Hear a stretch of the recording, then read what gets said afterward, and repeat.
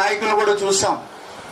ఈ యొక్క శాండ్లో ఎంత వస్తుంది, ఈ లిక్కర్లో ఎంత వస్తుంది, ఈ మైన్స్ లో ఎంత వస్తుంది, ఈ విలువైనటువంటి ల్యాండ్స్ కబ్జా చేస్తే ఎంత వస్తుంది అనేటువంటి ఆలోచన చేసినటువంటి నాయకులు వాళ్ళందరూ.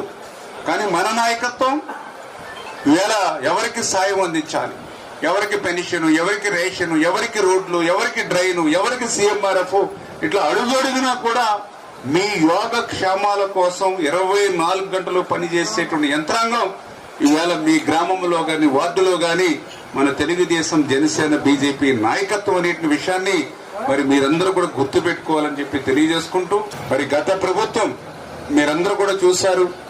మరి ఇంత ఆరోగ్యం పట్ల కూడా నిర్లక్ష్యం చేసి మీరు హాస్పిటల్కి వెళ్ళి వైద్యం చేయించుకుంటే ఒక్క రూపాయి కూడా మీకు సాయం చేయనటువంటి వాళ్ళు మళ్ళీ ఈరోజు వైసీపీ పేరు చెప్పి మళ్ళీ మీ గ్రామంలో తిరగడానికి వాళ్ళకి అర్హత ఉందా, మీ వీధుల్లోకి రావడానికి వాళ్ళకి అర్హత ఉందా, మీ ఇంటికి వచ్చి మాట్లాడడానికి వాళ్ళకి అర్హత ఉందా?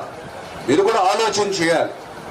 ఆ ఆలోచన ప్రకారం వాళ్ళకు కూడా చెప్పాలి, ఈ వైఎస్ఆర్సీపీ పార్టీ తోటి మా నియోజకవర్గంలో మాకు పని లేదు, మాకు ఈవేళ ఏ కష్టం వచ్చినా, ఏ ఇబ్బంది వచ్చినా, ఏ సమస్య వచ్చినా తెలుగుదేశం, జనసేన, బీజేపీ ఉంది, వాళ్ళు మమ్మల్ని దగ్గరుండి చూసుకుంటూ ఉన్నారు.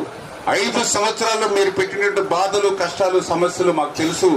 ఇంకా మళ్ళీ మరొక్కసారి అటువంటి తప్పు చేసేటువంటి పరిస్థితి ఈ రాష్ట్రంలో ఉండకూడదు అనేటువంటి విధంగా